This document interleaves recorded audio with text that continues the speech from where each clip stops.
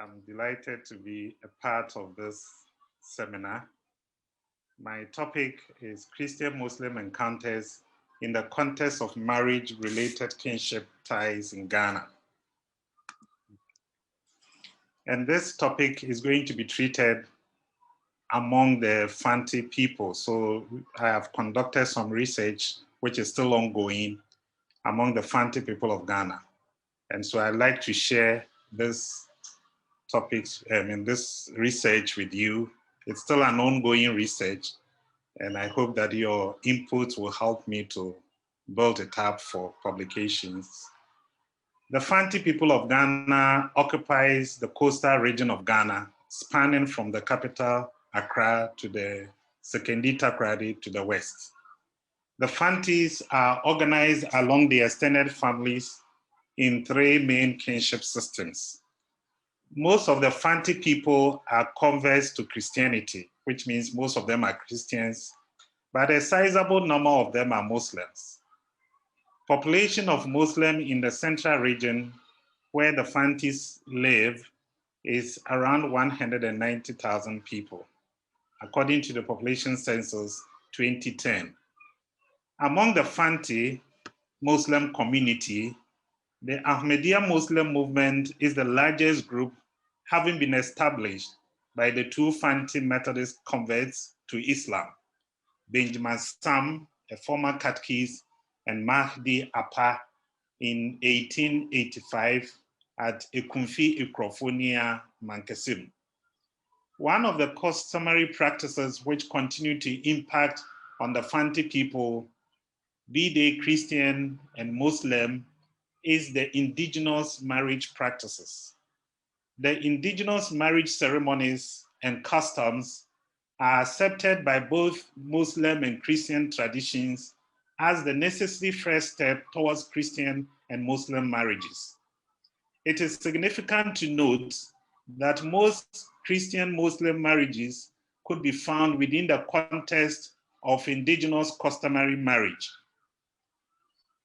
Now let us look at the sampling and methodology used. We adopted the random sampling technique in this study. Muslim Christian couples were targeted. In fact, 25 so far have been engaged. Then Muslim Christian marriage related kings, also 25 so far. 4 towns are used in this study: Mankasim, Gomua Kokofu, Gomua German, Gomua Asan. They were selected based on the significant number of Muslims and Christians there.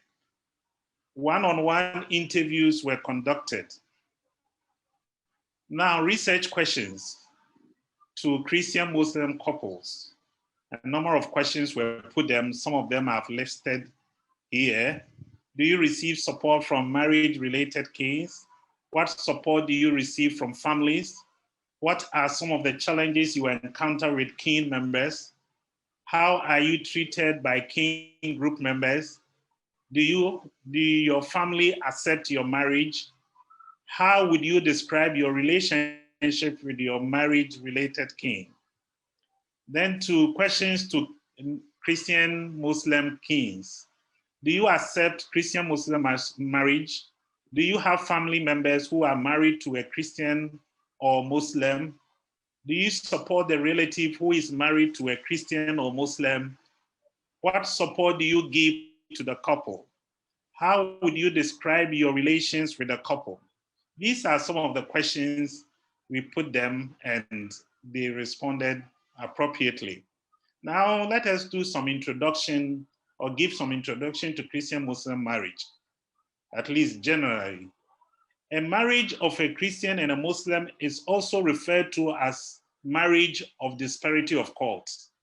It is expected to be the ideal model for Christian-Muslim relations because it inevitably brings 2 great traditions of faith together in a covenant marriage. It also attempts to reconcile the teachings of marriage, divorce, separation, annulment, and even inheritance. It is Christian-Muslim relations in an extraordinary way. In fact, Christian-Muslim marriage is a mixed marriage and is considered an extraordinary in both Christianity and Islam.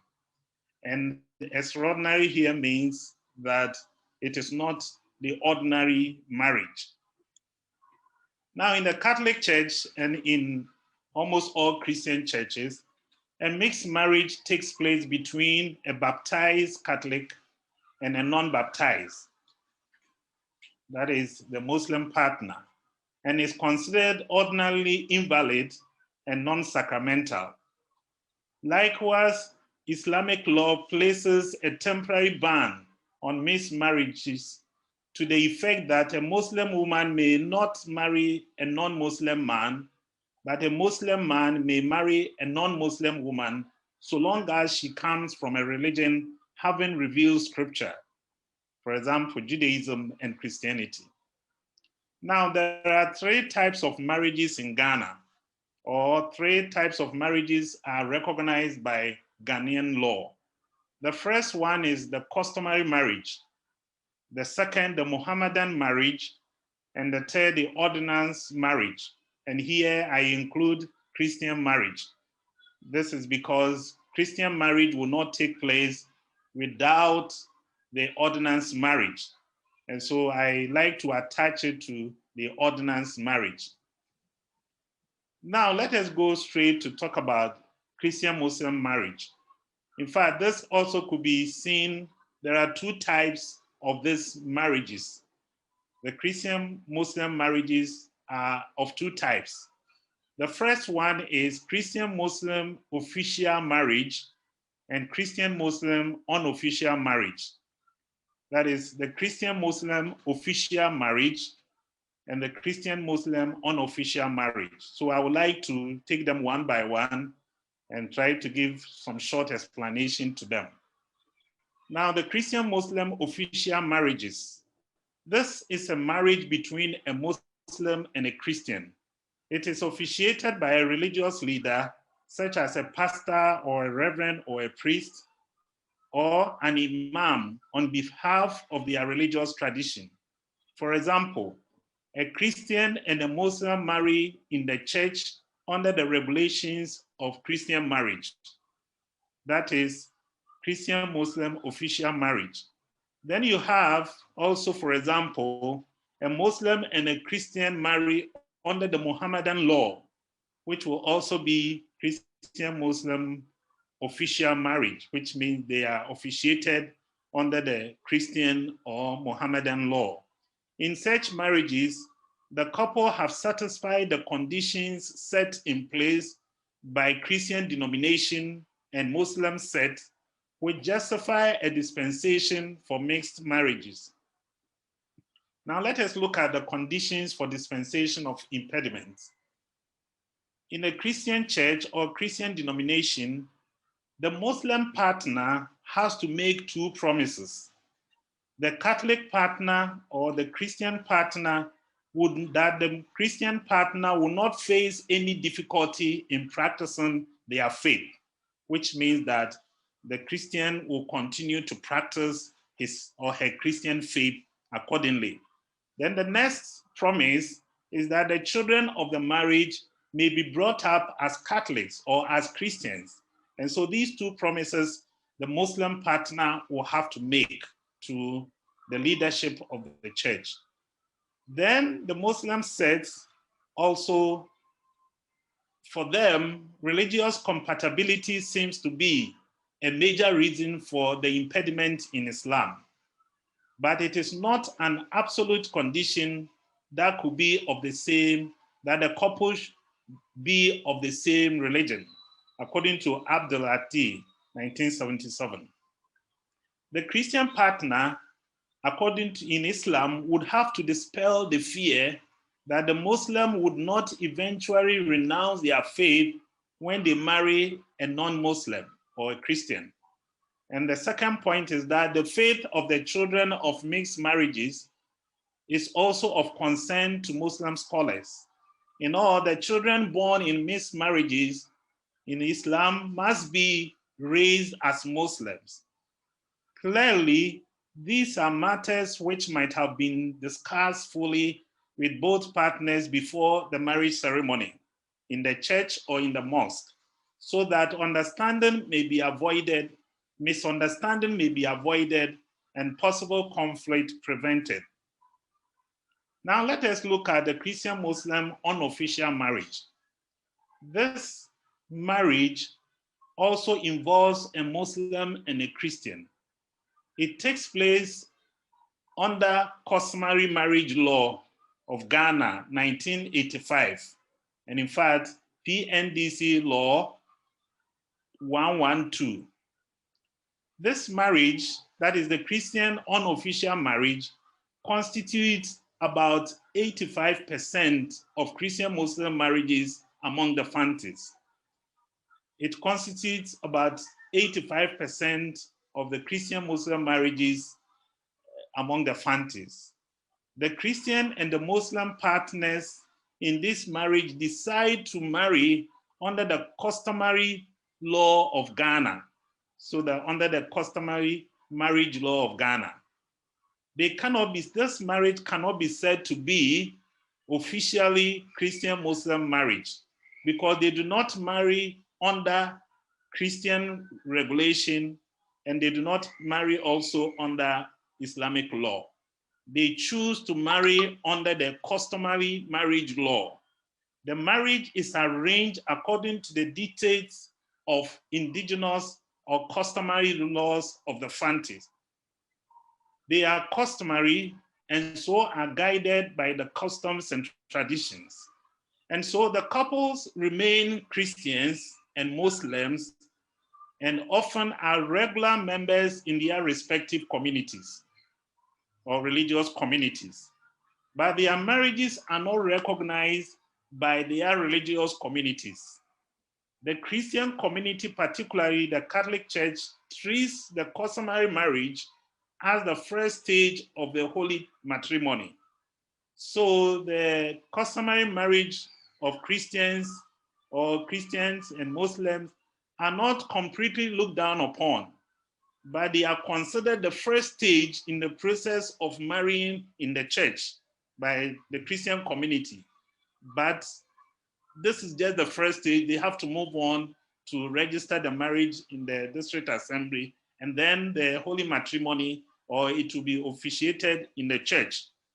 They are also able to, in this case, as they marry outside the church and the mosque, they are able to avoid the demands of the temporary impediment put in place by their religious tradition. So there is some advantages in that. When they marry according to the customary law, which is the first stage of these, the Muhammadan and the Christian marriages, they are able to avoid the conditions or the demands of the temporary impediments.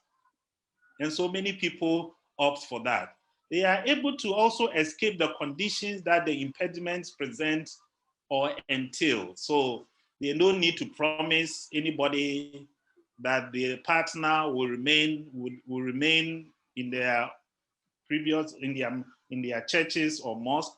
And they do not also have to promise that the children will be raised either in Christianity or in Islam. So they avoid all that. It is thus inconvenient to say that such marriages are permitted, but not encouraged by both religions in the communities. Indigenous society also permits and facilitates such marriages. So even though it is not recognized by the religious groups, but the society, the indigenous society, permits and facilitates such marriages. In other words, the Fanti society traditionally, religious background is not a prerequisite for marriage. When you are involved in that, in the ceremony, they do not ask you your religious background or whether you are Muslim or Christian. It is mainly according to custom, and there are prerequisites, but the religion of the partners, they are not interested in that.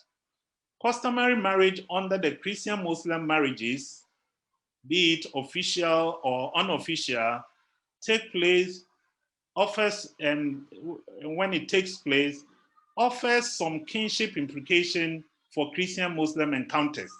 So this customary marriage, which takes place in both official and unofficial, has some kinship implications which Christian-Muslim encounters has to deal with. Now let us look at kinship system in the Fantiland. A kinship is an extended family system, and it is an organized group of close relatives which expands to the third or fourth generation of descendants. It is often by descent established by moja, blood relations. Typical kinship groupings are of two kinds: the matrilineal and patrilineal kinships by descent. And so, for example, the matrilineal kinship system involves a group of organized individuals, male or female, who are descended through the female line only from a common ancestress, sometimes putative. Then the Fantis also ascribe to the kinship by patrilineal descent, which generally plays second fiddle to kinship by matrilineal descent. The patrilineal system is made up of all persons, male or female, who are descended through the male line. Now, apart from these two kinship systems, the matrilineal and the patrilineal system, which people are organized around, there is also kinship by marriage, which our research want to focus on. Besides kinship by descent, there is also kinship as a result of marriage. A Fanti marriage is a contract, social contrast, meant mainly to bring families together. It is more or less an alliance between four families, of which the spouses are only representatives. Marriage is most importantly a social contract between families. This is true of all Akan ethnic groups, including the Fanti. In Yote and Kweye case, the High Court judge noted the difference between the English and the customary law in Ghana by saying, and I quote, "Now, one particular characteristic of our system of marriage in Europe and other places is that it is not just a union of this man and this woman, it is a union of the family of this man and the family of this woman." Ghana Law Report 573. Also, Ecco Daniels' definition of customary law marriage also mentions this affiliation that is created between the two families or the four families of the couples. And he says that the marriage is the union or a contract between a man and a woman to live as husband and wife, during which period there arises an alliance between the two family groups based on a common interest in the marriage and its continuance. Daniels, 1964. Among the Fantis people now, an individual marries not just their spouse, but also their family. The family members of your spouse automatically become your kin relatives in a highly recognized and reputable social linkage referred to as affin relations or marriage-related kinship. By this relationship of affinity, the families of the spouses and the children from the marriage become real kin of the two families. This type of kinship is the focus of this paper. Now let us look at kinship as a system and social change in contemporary Ghanaian society. The kinship system and its relevance to modern life have received quite a lot of attention in recent socio-cultural studies by prominent Ghanaian scholars and social commentators. Buzia, the former prime minister, have considered the kinship ideals hardly incongruous with life in a large, heterogeneous, competitive society. such as the modern Ghanaian society. But according to Nukunya, he has admitted to the diminishing significance of kinship, but nevertheless has disagreed with Busia that kinship structure is incompatible with modern urban life. To Nukunya, the kinship institutions have not completely disappeared, even in the changing Ghanaian life. Trimingham in 1968 also observed that the change brought about by Islam and Christianity, for that matter, and even modernity in tropical Africa should not be exaggerated. The old basis of community remained paramount, and the ideal of the unity of believers a superimposed linkage. Asimen, 1981, also noted that though urbanization and modernization bring people without blood or African relationships together in voluntary associations, the eventual interaction is ephemeral, temporary, and without much emotional investment. All these scholars are trying to say that, yes, the kinship system is still being practiced by Fantes or Ghanaians or Akrans, whether Christian or not, or Muslim. So now let us look at marriage-related kinship and Christian-Muslim encounters. Christian-Muslim marriage, whether official or unofficial, does not only establish a bond between the spouses, but also their families and lineages. The marriage-related connectivity is raised to the status of kin or external family level among the Fanti people as kin relationship, and is treated as such. Thus, marriage-related Muslim and Christian relatives are treated as true kin, even though they are not blood related. Among the Fanti, a person's in-laws are not just the parents of his or her spouse, but include the entire membership of their family. A Christian-Muslim marriage brings four families or family groups into affinal union or marriage-related union, two Muslim families, and then two Christian families.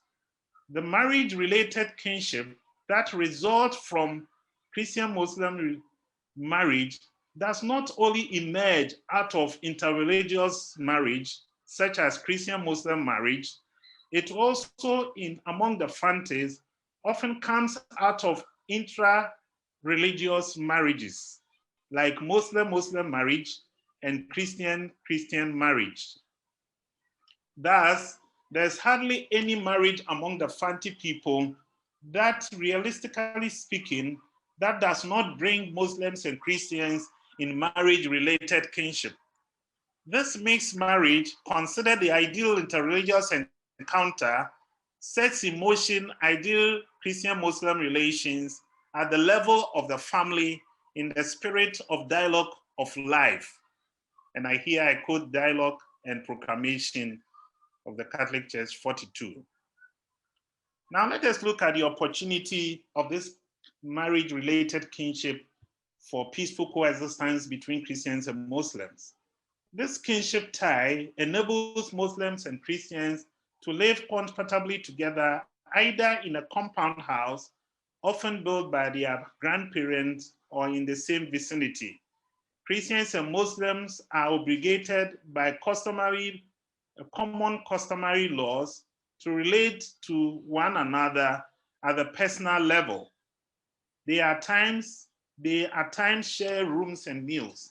They are united as relatives at home and only separated on Fridays and Sundays in the mosque and the churches respectively.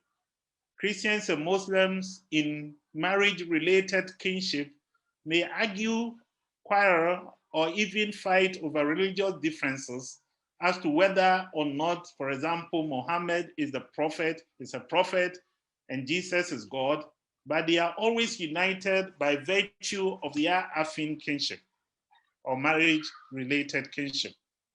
Christians and Muslims coexist, not so much because their various religious traditions encourage them to, but for their affine kin connectivity. Associations based on religion, in this case, play second fiddle to those based on relationship of affinity or kinships. When Christians and Muslims are as close as the affine association brings them, or marital association brings them, and for that matter, true kin relatives, the rampant wild characterization of each other without any justifiable evidence would be given a stricter scrutiny. The Christian Fanti would readily reject the wild claim that Muslims are terrorists, evil, and violent when they have Muslim relatives who are not, and vice versa. Now let us look at obligations, rights and obligations that the marriage-related kinship bring. The marriage-related kinship, like the other external family kinships, also stipulates rights and obligations for all individuals involved. That is according to Hagen. The rights and obligations are expressed in mutual helpfulness and cooperation. The individual is obligated by rules of marriage-related kinship to give and receive support and assistance to the kin to the best of their ability. Religious affiliation does not prevent a person from executing their duties to a kin member as demanded by customs. Though he is a Christian, his Muslim maternal uncle administered the indigenous naming ceremony of his child. Though he is a Muslim, his Christian uncle paid for his school fees and even accepted the traditional drinks and officiated the traditional wedding accepted by both Christians and Muslims as a necessary first step to holy matrimony. And here I quote Professor Azuma has written extensively on this. Now let us look at the challenges of Christian-Muslim marriages. Consequently, the issue of Christian-Muslim marriages or marriage should not be reduced to whether or not a dispensation will be granted to the couple by the local leadership of the religious traditions. There are liturgical challenges or liturgical issues which have to be addressed. Now the question is, which of the liturgical rites will be used, Christian or Muslim? Is Islamic rite accepted by the Christian community as valid? Or is the Christian rite accepted as valid by the Muslim community? In fact, this liturgical challenge could be one of the reasons the couples mostly settle on the customary marriage, because there you wouldn't have to go through the Christian or the Muslim liturgy. Then there are also pastoral challenges. Constant support and encouragement needed or are needed from the Christian community or Muslim community, just as in all marriages. The question is, to what extent can the Christian aid go to the couple in order not to make the Muslim party feel their religious rights being infringed upon? There is also the need for sufficient formation needed for Christian Muslim marriages, whether even official or unofficial. And also there are divergent teachings on marriage from Christian and Islamic perspective, which need to be addressed. There is also adequate instruction needed on polygyny and divorce, which is essential and is highly recommended, especially when indigenous society permits such marriages. We should also look at kin-related challenges for Christian-Muslim marriages. It is not always the case that Christian-Muslim marriage is able to bridge the differences between the families, or is even able to bring the families of the couples together. Cooperation or acceptance is often difficult among the marriage-related kins, which often spills over into the marriage. Mutual helpfulness is often lacking. Some of the marriages are also left hanging. Whether it's going on or not is difficult to tell. Whether there is marriage or not is very difficult to indicate in some cases. Divorce rate is also noted to be higher among Christian Muslim marriages. We should also raise the issue of the faith of the children involved. To what religion or religious tradition would they belong? And many a time these became issues for the couple and the marriage-related kings, which sometimes bring a lot of misunderstanding and confusion in the Christian-Muslim relations. So, dear friends, this is where I would like to end my presentation. We have treated Christian-Muslim relations and Christian-Muslim marriages in the context of marriage-related kings. And in this way, we have identified Christian-Muslim relations, Christian-Muslim marriages, which are official and administered in churches and mosques. And then we have, importantly, Christian-Muslim marriages under the customary marriage law, which has nothing to do, does not bring in the regulations of church and regulations of the mosque. And also we have dealt with the kinship issues in Ghana and narrowed into the kinship by marriage. And in the kinship by marriage, even in Christian marriage and Muslim marriage, the two families or the four families are meant to come together in union. And in fact, that is given a big priority. Then we have also looked at what are these challenges for Christian-Muslim marriages, and we haven't finished the research, so we are still reflecting and we are still going into them to talk to them to find out the conclusions later. Thank you very much.